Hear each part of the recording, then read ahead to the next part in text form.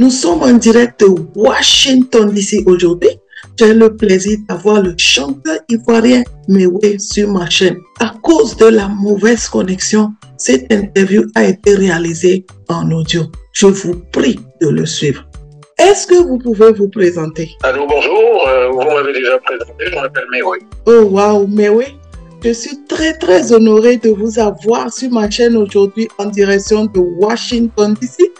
Je vous ai vu chanter quand j'étais vraiment enfant, toute petite, je ne peux pas vous dire à quel âge, et j'ai dansé le Zo-Blazo, franchement, toute petite, et c'est vraiment un honneur pour moi de vous avoir aujourd'hui. Mais oui, je peux vous dire que le genre de musique que vous faites ressemble vraiment au rythme togolais. Est-ce que vous pouvez me dire exactement pourquoi vous avez choisi de jouer le rythme Zo-Blazo? Je suis un Zima. Les Zima, le patois que je parle, on les trouve à la fois au Ghana et en Côte d'Ivoire. Mais il ne faut pas oublier que quand on part de la Côte d'Ivoire pour arriver au Ghana, on arrive au Togo.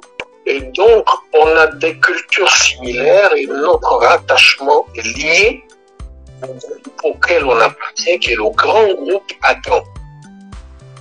Donc, je suis Akan, comme les Zima du Ghana, et comme les EV, les Mina, de ce qu'on appelle les EV, les Gengwe, qui parlent le Gengwe, au Togo.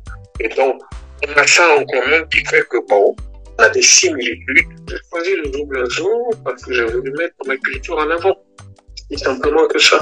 Le Zo-Blazo est une création, mais inspirée de la tradition Akan.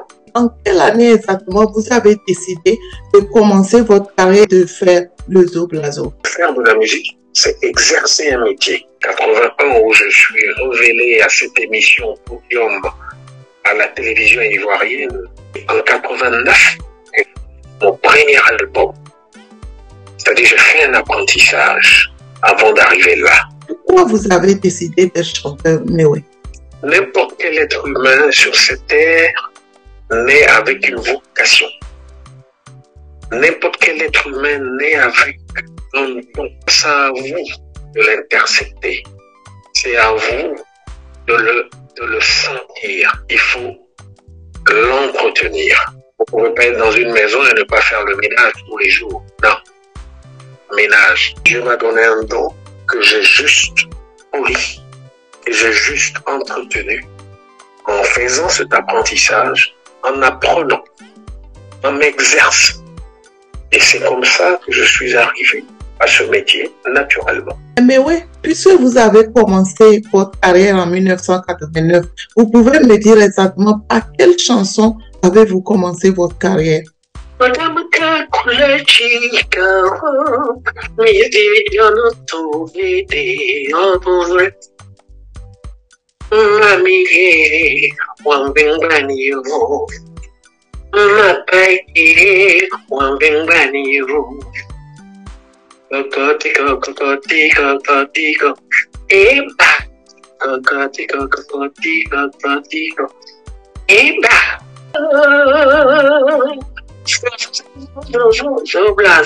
Avec cette chanson qui s'intitule Aïbibou, j'ai démarré ma carrière professionnelle. Mais oui, je peux vous assurer que vous avez une très belle voix. Quand vous chantez, franchement, ça touche. Quand vous choisissez de faire les Zo-Blazo 100%, vous pouvez me dire pourquoi vous avez choisi ce rythme-là comme ça? J'ai créé mon concept qui est le Zo-Blazo. J'ai décidé, au lieu de faire 1, 2, 3, pour faire comme les autres, je fais comme moi-même. Zo-Blazo 100%. 100% Zo-Blazo. 100% Zo-Blazo. Et juste pour identifier mes albums, le pourcentage plus, c'est pour m'amener à faire mieux que ce que j'ai fait avant, chaque fois. C'est-à-dire quand on est à 100%, on est à 100%. Quand on est à 200%, plus fort. Quand on est à 300%, il faut faire mieux encore. Et c'est une source de motivation. Mais oui, vous êtes à combien de pourcentage aujourd'hui? J'ai arrêté les pourcentages depuis le 11e album. C'est-à-dire après le 10e album, j'ai arrêté. On était à 1000%. Combien d'albums avez-vous aujourd'hui, Mewé? J'ai 13 albums solo. J'ai fait 2 albums avec mon groupe, le Zoo Band. Et pour moi seul, j'ai fait 13 albums. Je vois que vous aurez beaucoup de chansons aujourd'hui, n'est-ce pas? C'est pas très loin des 200, quoi. Waouh! Sans compter les autres que j'ai fait avec mes collègues sur leurs albums. Et oui, je peux confirmer que vous êtes un grand chanteur. Vous êtes un très grand chanteur mondial qui est reconnu un peu partout dans le monde. Et moi, je suis très honorée de vous avoir sur ma chaîne aujourd'hui en train de me parler de votre carrière. Quand j'étais enfant, je vous voyais chanter à la télé.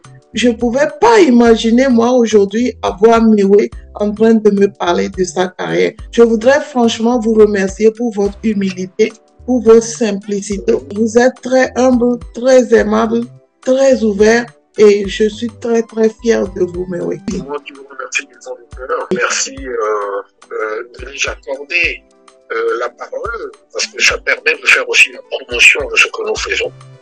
Parce qu'un artiste qui ne fait pas de promotion n'existe pas. C'est la promotion qui vous permet de communiquer. Merci d'en être le relais. En cherchant en Côte d'Ivoire, on m'a dit que vous vous appelez professeur Awalowo ou bien le génie de Balaizo. Vous pouvez me dire pourquoi les Ivoiriens ont choisi de vous appeler comme ça? C'est pas forcément les Ivoiriens, c'est d'abord moi-même, il faut que j'adopte.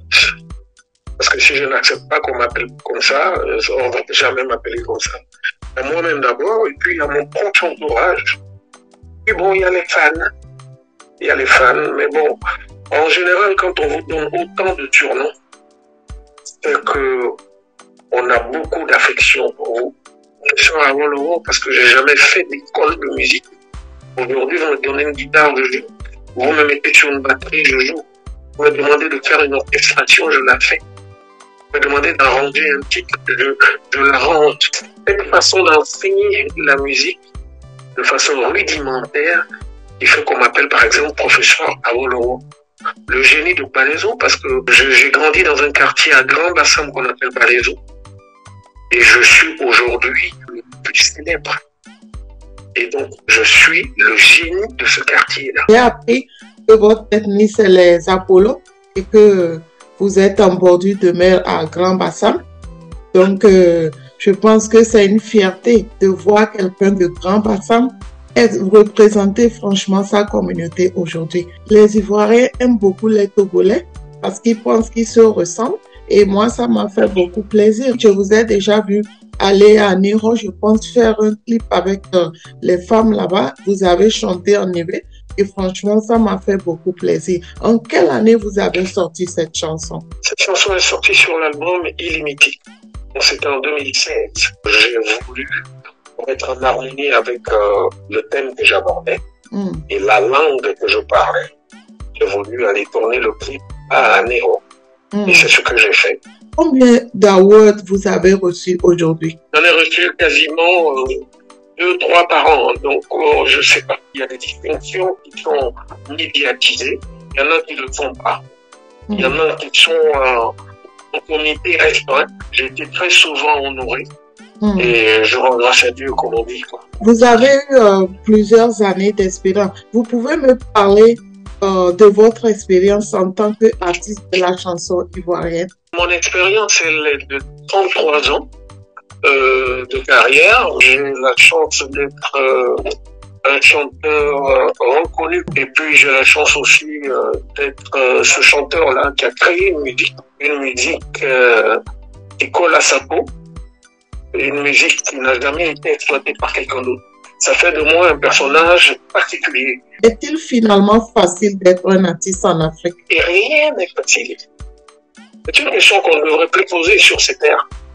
Aucun métier n'est facile. Quand on est sérieux dans ce qu'on fait, on attire l'attention de ceux qu'on est censé attirer. Mais quand on n'est pas sérieux, forcément un jour, on prend les pots cassés. Il faut être sérieux dans ce qu'on fait. Il faut être professionnel. Il faut le faire bien. C'est facile d'avoir alors du financement en tant que chanteur? Rien n'est facile. Moi, je vais vous donner mon exemple. J'ai commencé ce métier comment? J'ai cherché un producteur, comme tout le monde. je ne travaillais pas. Je n'avais pas les moyens. Je sortais du collège. Et je voulais être chanteur.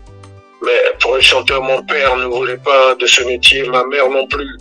Et donc, ils vont jamais prendre leurs économies pour investir sur moi. Ils voulaient que j'aille à l'école, prendre tous les diplômes possibles pour être soit dans la fonction publique ou dans la politique ou quoi que ce soit. Malheureusement pour eux, j'ai décidé de faire la musique. Donc, il fallait à un moment donné que je me prenne en charge. J'ai fini par me prendre en charge quand j'ai compris que plusieurs années après, je n'arrivais pas à trouver un producteur. Et un jour, je me suis mis au travail. J'ai eu un métier qui n'avait rien à voir avec la musique. Et avec ce métier-là, j'ai demandé un crédit. Et avec ce crédit-là, j'ai produit mon premier album. Et c'est comme ça que Mewé est devenu le producteur de Mewé. Jusqu'à aujourd'hui, 33 ans après, je reste mon propre producteur. Ne cherchez pas de producteur. Maintenant, c'est encore plus facile qu'avant. Maintenant, il y a les réseaux sociaux. Vous prenez même votre smartphone aujourd'hui, vous devenez célèbre. Avant, il fallait passer à la télé pour être célèbre. Aujourd'hui, un chanteur doit être un businessman. Il doit être un producteur. Si tu n'es pas producteur, c'est pas bon. Maintenant, les choses nous permettent de tout faire nous-mêmes. Je suis le producteur de Mewé depuis le début de sa carrière. Oh, wow.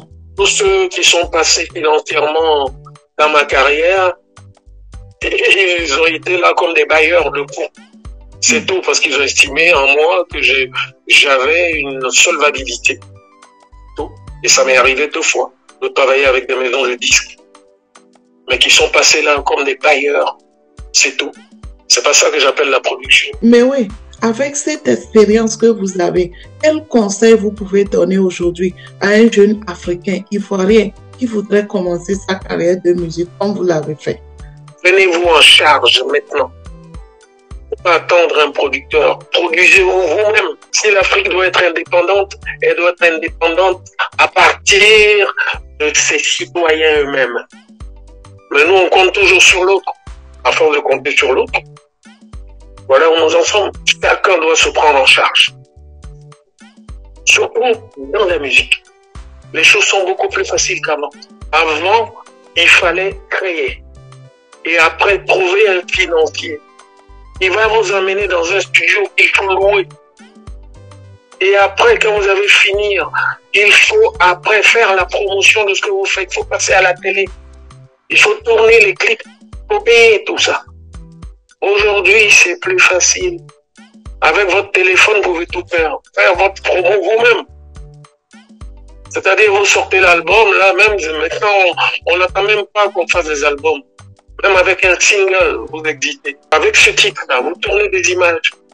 Une fois que vous avez les images, vous prenez votre téléphone, vous êtes sur Facebook.